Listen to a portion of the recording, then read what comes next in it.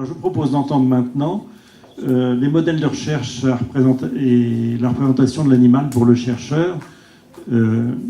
C'est François Moutou qui représente le comité d'éthique. Et puis c'est Sabrina Krief, dont j'ai compris que vous étiez professeur au Muséum d'histoire naturelle, mais que vous passiez depuis 20 ans la majorité de votre temps avec des chimpanzés en Ouganda. Jolie présentation.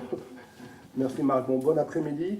Donc je vous présente le point sur le groupe de travail autour de l'animal et de l'usage de l'animal dans la recherche. Alors là, vous avez simplement les noms de mes collègues. Je parle en leur nom, même si j'ai inventé quelques présentations, quelques diapos cet après-midi. Globalement, c'est un travail collectif quand même, bien sûr.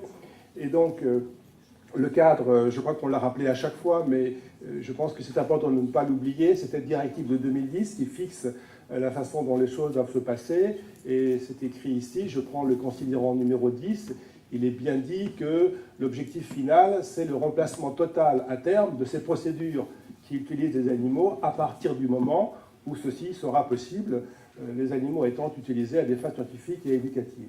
Et donc on est vraiment dans une logique où, dès qu'on pourra, on essaiera de faire autrement, sachant qu'il y a un certain nombre de discussions, à la fois techniques mais également sociales, autour de l'usage de ces animaux. Alors, si vous voulez un petit peu en savoir plus sur ce que nous avons déjà fait, le travail qui a été produit ces dernières années a été mis en ligne sous forme d'un avis au début de cette année 2018. Vous le trouvez sur le site du comité d'éthique. Vous avez déjà un point sur l'état actuel, sachant qu'il y a des suites derrière. Et à partir de ça, j'aimerais développer quelques perspectives potentielles autour de cet usage des animaux et du travail avec eux dans le domaine de la recherche.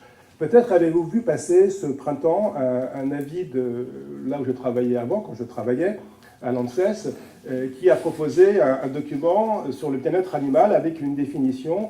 Et je trouve que c'est toujours intéressant de proposer une définition qui forcément ne peut être que discutée. C'est sans doute le projet de cette discussion qui explique, alors pour l'animal, ce que c'est que le bien-être.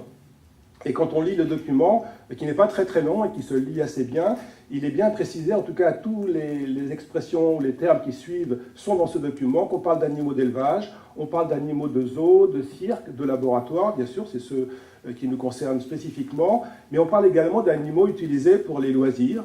Vous savez qu'on en chasse certains, on en pêche certains autres, il y a les corridas, et donc c'est vrai que l'association bien-être animal à chasse, pêche ou corrida, indépendamment de laboratoire, ça peut paraître un petit peu antinomique, mais l'idée est bien de proposer, quand les animaux sont élevés, des conditions qui leur sont favorables. Et je rappelle simplement que dans notre droit, pour certains mammifères, toutes les catégories d'animaux ne sont pas reconnues comme êtres sensibles. On a plusieurs codes pour le droit français, le code rural, le code de l'environnement, le code civil.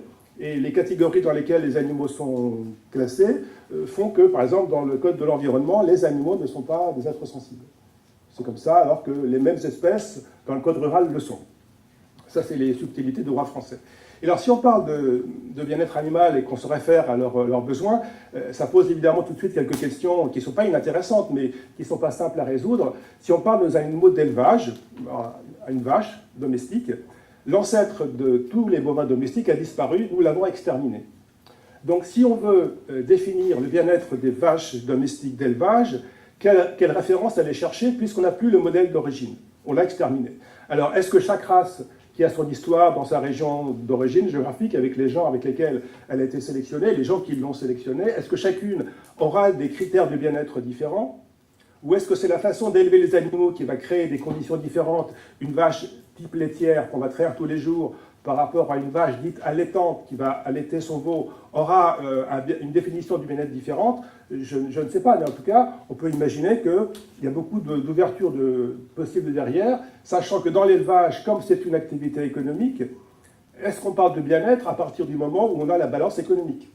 Ce qui, quelque part, serait un tout petit peu contradictoire et gênant, mais de fait, quand on réfléchit un tout petit peu, on est parfois dans des schémas qui ne sont pas très lointains, et je ne développe pas les animaux utilisés à des fins de loisirs, c'est encore un autre schéma.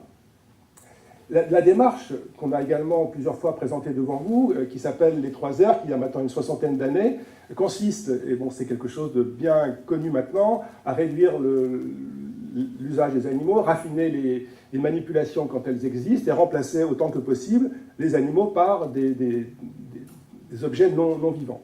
Et les animaux n'étant pas des objets eux-mêmes. Mais là, on réfléchit au niveau individuel. Et alors peut-être vous suivez ou pas des questions qui sont propres à l'environnement et aux textes qui se développent actuellement sur la façon dont nous gérons notre environnement. Et on a deux lois, 76 et 2016, qui parlent spécifiquement d'environnement, et dans lesquelles on retrouve une séquence de termes qui, en tout cas, que je me suis permis d'associer, une analogie qui me paraît intéressante, où on remplace réduire, raffiner, remplacer par éviter, réduire, compenser. Et là, on ne parle plus d'individus, mais d'espèces, voire d'écosystèmes. Quand on fait une autoroute, on va forcément impacter son environnement. On fait une étude a priori pour savoir quelles conséquences ça aura. Et si on doit raser des espaces où habitent des petits animaux que personne ne connaît, voire des plantes dont personne n'a jamais entendu parler, est-ce qu'on est capable d'éviter le trajet? Est-ce qu'on est capable de réduire l'impact? Et est-ce qu'on est capable de compenser la disparition d'un petit crapaud dont on n'a jamais entendu parler? Ce sont des textes qui suggèrent que c'est possible. Dans la pratique, c'est sans doute un peu moins facile à réaliser. Et du coup, l'idée, c'est un petit peu de sortir peut-être du laboratoire pour réfléchir à d'autres façons de voir ce monde animal, en particulier ces notions de modèle. On a un tout petit peu parlé ce matin. On est bien d'accord que, pour des raisons pratiques, on est forcé de passer sur des réductions de concepts pour manipuler les animaux, pour manipuler les manipulations. Et que lorsqu'on arrive à un résultat à la fin de la manip, l'intérêt c'est de pouvoir retrouver vers le vrai monde la complexité d'origine et de ne pas se contenter de rester sur cette petite partie qu'on a isolée. Et donc comment est-ce qu'on peut faire ça? Il y a un certain nombre de solutions. Alors on va le voir avec des notions comme le biomimétisme ou la bioinspiration. En passant, je cite quand même deux termes qui ont été évoqués plusieurs fois ce matin, organoïdes et chimères. Là, on change complètement de domaine. Avec les organoïdes, on n'a plus forcément les questions liées aux animaux. Au niveau chimère, alors les chimères ne sont pas des hybrides, on est d'accord, mais comment définir le bien-être de quelque chose qu'on a associé? Est-ce qu'on va faire un mélange? Est-ce qu'on fait une règle de 3? Est-ce qu'on fait une addition de bien-être de l'un par rapport au bien-être de l'autre, par rapport au pourcentage de gènes qu'on aurait introduit?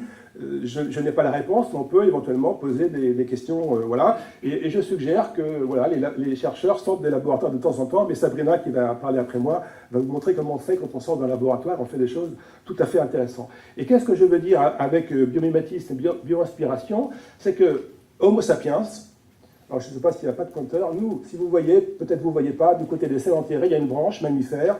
Là, vous avez une petite brindille au bout de laquelle il y a Homo sapiens qui est branché sur une toute petite branche où il y a les primates accrochés à une branche plus grande où il y a encore un certain nombre d'êtres vivants. Et nous sommes au moins 2 millions connus d'espèces vivantes sur Terre aujourd'hui, sans doute 10 fois plus. Et de temps en temps, c'est intéressant de rappeler qu'on a quand même beaucoup de parents plus ou moins proches qui vivent avec nous. Et également, deux notions, c'est que bactéries et archées qui sont en bas représentent le maximum possible de diversité génétique sur Terre. C'est là qu'on a le potentiel d'évolution d'adaptation. Il y a un potentiel énorme à ce niveau-là, et ce n'est pas chez les vertébrés qu'on a le plus de diversité. Et si, alors je ne discute pas d'arbres dont on peut vraiment parler et critiquer la construction, mais si on imagine et si on admet que l'eucaryote, la cellule eucaryote, est une fusion, une symbiose entre une archée et une bactérie, ça veut sans doute dire que l'arbre de la vie, qui est présenté comme des branches divergentes, doit être revu complètement avec des notions de symbiose, de réseau, d'association et de transferts horizontaux, qui sont bien connus chez les bactéries et chez les archées, mais qui n'est pas complètement inexact non plus chez les invertébrés comme chez les vertébrés. Et sans doute la vie doit être reconsidérée comme quelque chose d'échange entre et la notion d'espèce devient sans doute plus difficile à saisir dans ce contexte-là.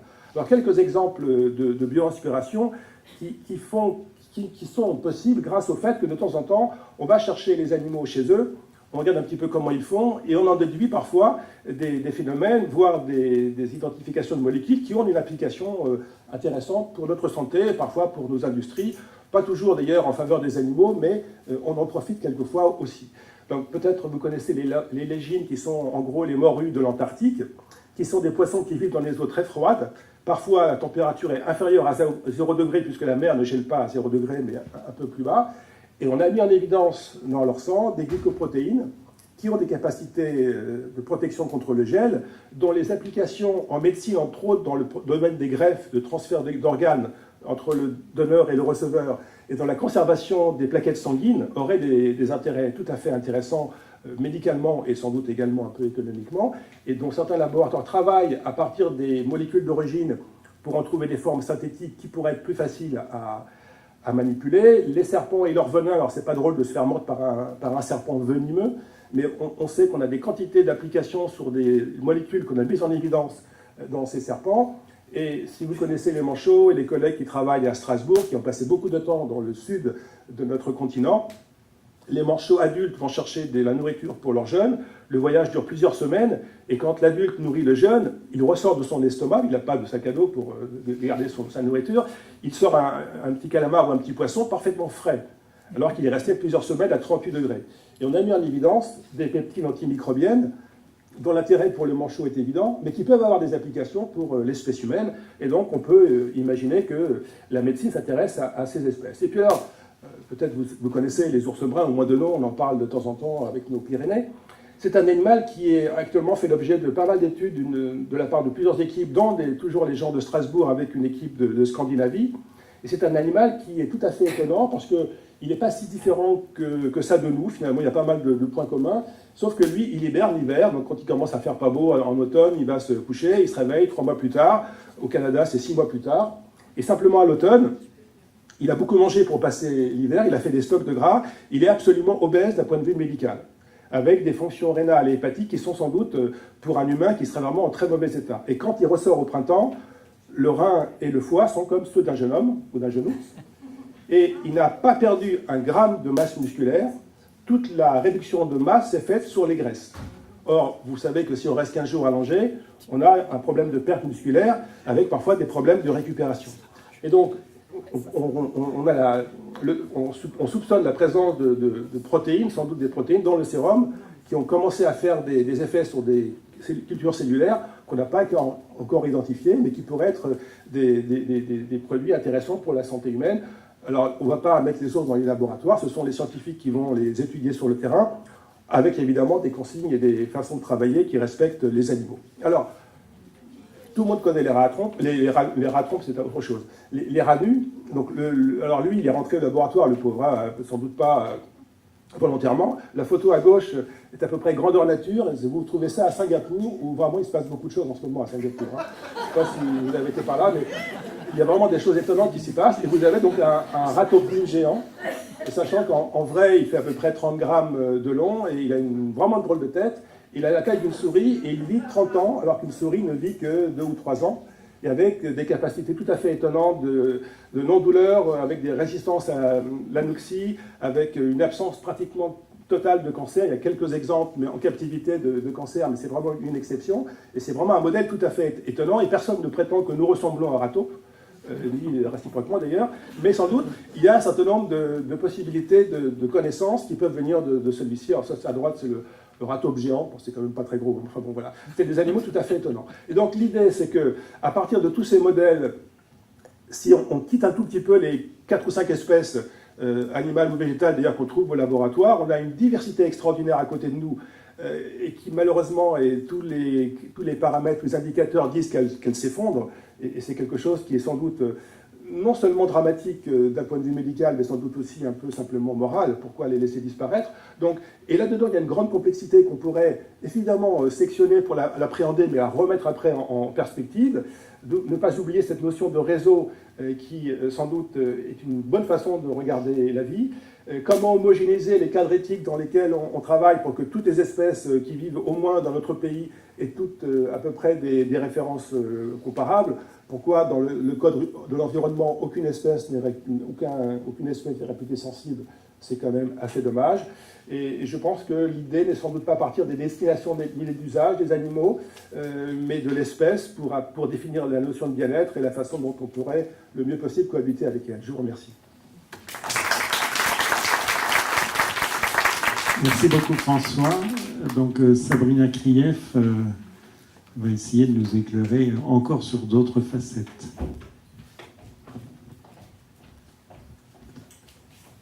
Bonjour à toutes et à tous, donc merci de m'avoir invité. Donc, je suis le spécimen de chercheur sorti du laboratoire et donc aujourd'hui je vais essayer de vous montrer que effectivement nos plus proches parents, les chimpanzés, peuvent être utiles à la recherche médicale, y compris en dehors des laboratoires, et en espérant qu'ils n'y retournent pas très rapidement.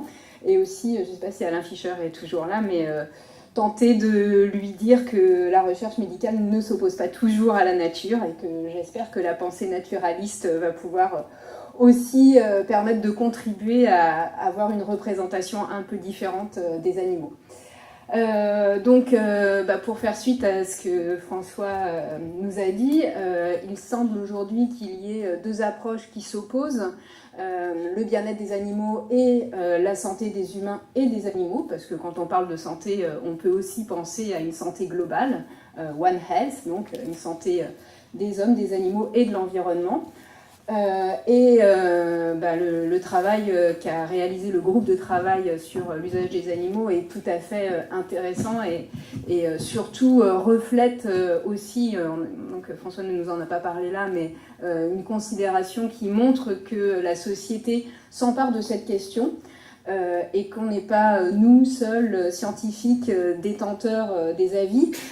Et si aujourd'hui il y a cette pensée naturaliste qui émerge, elle semble émaner à la fois de la société civile, mais aussi d'ONG qui font monter des questions autour de la communication et peut-être de la transparence de la recherche et de l'usage des animaux. Et tout ça va de pair avec aussi un courant antispéciste et donc cette question de hiérarchisation des espèces.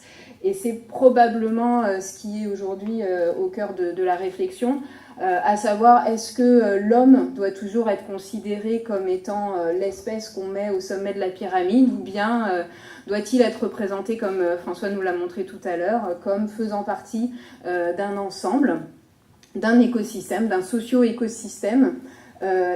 Finalement, peut-on considérer non pas que, par exemple, le chimpanzé est un animal comme un autre, mais que les humains sont des animaux comme les autres, de fait, repenser d'une façon un peu différente et non plus anthropocentriste nos relations aux autres êtres vivants. Donc avec bien sûr une question qui est vraiment, je pense, sous-jacente à tout ça, qui est la transparence. Donc autour de cette question de hiérarchisation des animaux, on peut penser la hiérarchisation en termes d'espèces. Donc est-ce qu'il y a une espèce qui a des capacités supérieures aux autres et qui peut décider du sort des autres, donc la nôtre en particulier. Cette notion d'animal doit peut-être être aussi donc, pensée au pluriel et non pas l'animal comme un tout, mais bien l'animal dans toute sa diversité, dans toutes ses différences. Et donc ça peut être pensé au niveau des espèces, mais aussi au niveau des catégories, donc des animaux domestiques, d'élevage, de recherche et des animaux sauvages. Et donc je vais développer par la suite un peu plus cette catégorie. Et enfin, l'animal doit-il être perçu en termes d'individu ou bien en termes d'espèce? Quand on protège un animal, est-ce qu'on essaye de protéger le bien-être des individus ou le bien-être des animaux et de l'espèce? Et donc là, on a deux droits qui s'opposent, le droit des animaux et le droit de l'environnement, puisque dans certains cas, la protection des animaux est plutôt une protection des écosystèmes. Et dans ce cas-là, doit-on s'appuyer sur des bases qui seraient plus des bases utilitaires? Donc, est-ce que les animaux sont là pour nous servir? Est-ce que les questions autour de l'économie sont celles qui doivent régir notre représentation de l'animal? Ou bien est-ce qu'on doit avoir plus d'empathie envers les animaux avec lesquels on cohabite et qu'on comprend mieux? Parce que finalement, si on a plus envie de protéger un chien qu'une autre espèce animale qui est plus lointaine, par exemple un oiseau, c'est parce qu'on a une communication interspécifique qui s'est nouée. On comprend nos chiens, on comprend nos chats, alors que finalement, au niveau taxonomique, on est quand même assez éloigné de ces espèces-là. Est-ce qu'il suffit d'être proche taxonomiquement, justement, phylogénétiquement, de partager beaucoup d'ADN, comme avec les primates, pour pouvoir, eux, leur proposer une position particulière. Et actuellement, d'ailleurs, je fais partie d'un groupe de réflexion qui s'interroge sur l'intérêt de nommer les grands singes comme une espèce particulière et donc de créer un droit particulier pour les hominidés. Une réflexion aussi très intéressante, aussi très anthropocentriste du coup. Est-ce que le simple fait biologique d'avoir des capacités particulières, des capacités cognitives, des capacités d'empathie, une conscience de soi, une rationalité, et donc là pour le coup des découvertes qui émanent de recherches assez récentes, donc 50-60 ans, hein, sur les grands singes par exemple, ou sur les cétacés, qui montrent que comme nous, les grands singes ou les dauphins ont conscience d'eux-mêmes, que certains sont capables d'avoir un sens de la morale et de la justice, de la rationalité. Est-ce que ça ne nous engage pas à les considérer autrement, à les sortir des laboratoires, mais peut-être aussi des cirques et des zoos? Et enfin, est-ce que ce droit de l'environnement et cette préservation d'espèces qui sont porte-drapeaux pour certains écosystèmes n'a pas une valeur plus importante? Est-ce que, par exemple, si on reprend le cas des grands singes, se dire qu'on les protège, eux, tout particulièrement, nous permet de protéger des écosystèmes, et en particulier des forêts tropicales, qui, encore une fois, sont intéressantes pour notre espèce, puisqu'elles sont régulatrices du climat et sources de ressources inestimables, comme le bois ou la médecine, etc. Et là, on rejoint à nouveau une notion qui est sûrement économique avec les services écosystémiques et de fait une valeur encore utilitaire de ces espèces. Donc on se rend compte que même si on essaye de trouver des bases un peu différentes, on retourne toujours sur souvent des notions qui sont assez anthropocentriques avec comme référence l'humain qui reste une espèce assez particulière. Donc je vais vous parler assez rapidement, brièvement, des recherches que je mène en milieu naturel, donc sur des chimpanzés sauvages, qui cochent en fait à peu près toutes les cases de ce que je vous ai présenté auparavant, sauf peut-être l'animal domestique, quoique chez certains on trouve malheureusement des grands singes comme animaux de compagnie, et en vous rappelant donc que finalement on a peu de connaissances sur l'espèce qui est la plus proche de nous, et en vous rappelant que nous sommes l'espèce la plus proche du chimpanzé, nous partageons plus d'ADN avec lui qu'il n'en partage avec le gorille, et les comportements des chimpanzés se rapprochent beaucoup plus des comportements humains en termes de culture, d'utilisation d'outils, etc., que ceux des gorilles. Là aussi, en fait, se posent des questions éthiques. Donc, quand on travaille sur cette espèce tout particulièrement, mais de façon générale, quand on travaille sur des animaux qui vivent en milieu naturel, et dès le début, en fait, de ces premières recherches en milieu naturel, ont été commises des erreurs, en particulier autour du fait que pour les approcher, on les a nourris, donc on a changé leur comportement, et on a eu des contacts physiques avec eux, c'est-à-dire qu'on les a touchés, approchés, et qu'on a favorisé la transmission de maladies, entraînant dans certains cas des épidémies et des pertes importante en termes numériques d'une espèce qui est une espèce menacée. Donc aujourd'hui, on peut se demander est-ce qu'on a appris de ces premières erreurs, et aujourd'hui, est-ce que l'impact de la recherche en milieu naturel est réduit.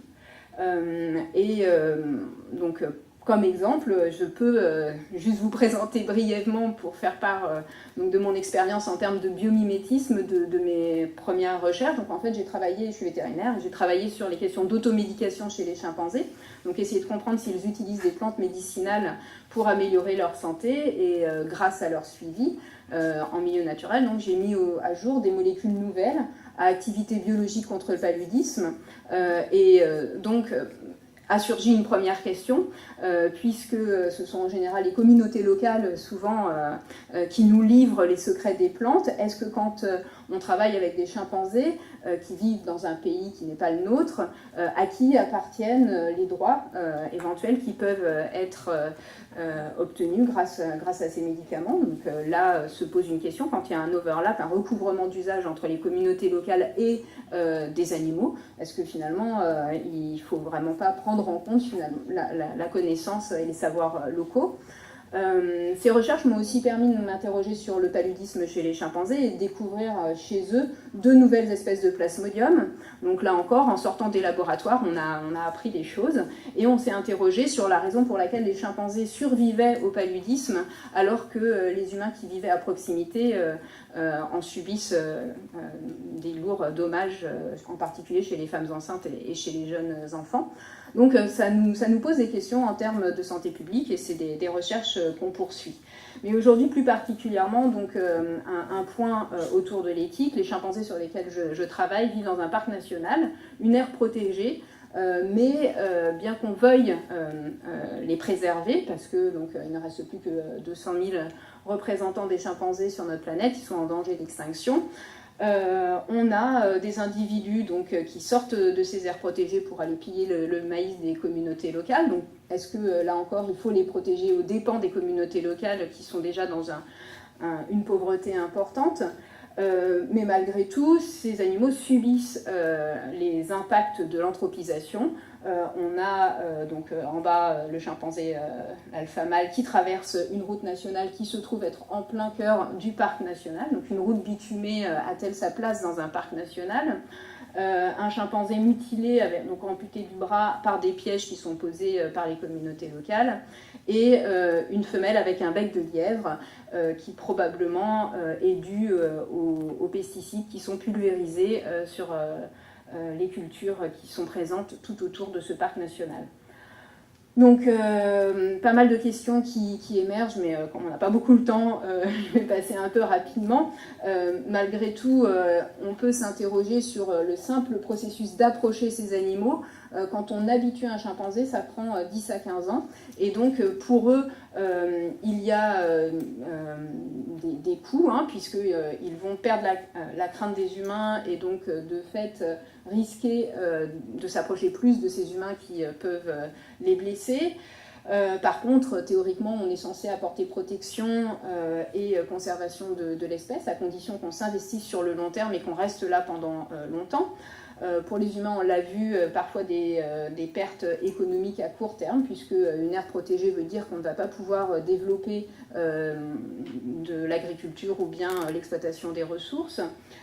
Mais malgré tout, théoriquement, des effets positifs en termes de développement et donc de protection d'un habitat qui potentiellement peut apporter des bienfaits. Et de façon générale, pour la biodiversité, protéger cet écosystème peut avoir un impact localement, mais aussi au niveau de l'ensemble de la planète et de l'humanité pour la régulation du climat. Donc il y a en fait deux choses qui s'opposent à chaque fois, le court terme et le long terme. Et est-ce qu'on est prêt à investir sur le long terme et de fait à perdre des bénéfices à court terme? Une chose est aussi très importante localement, c'est qu'on ne peut pas faire de prélèvements invasifs et que du coup, malgré tous nos recherches, même si le chercheur sort du laboratoire, sont souvent très frustrantes puisqu'on ne peut pas faire de prise de sang et qu'on dépend simplement de l'observation ou de prélèvements d'urine et de fesses, donc ce que les chimpanzés veulent bien nous donner. Donc il y a quand même des restrictions à ces usages. Et enfin, une question aussi sur faut-il attribuer une valeur économique à cette faune sauvage? On reprend un peu les questions initiales. Donc par exemple, deux cas très concrets, une des chimpanzés qu'on suit a été braconnée, tuée, rôtie. Les rangers ont réussi à trouver le braconnier qui a été arrêté et qui a écopé de $80 d'amende et qui n'a pas été en prison parce que localement le pays n'a pas été capable d'estimer la valeur d'un chimpanzé, bien qu'il existe de l'écotourisme et qu'un permis pour aller voir les chimpanzés dans le même parc où on travaille coûte $100 pour une heure de visite, quand on sait aussi par exemple que pour aller voir les gorilles c'est $800.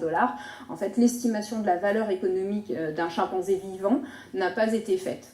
par opposition, il y a quelques mois, on s'est fait voler un piège à détection de présence qui, lui, a une valeur bien connue, 500 $.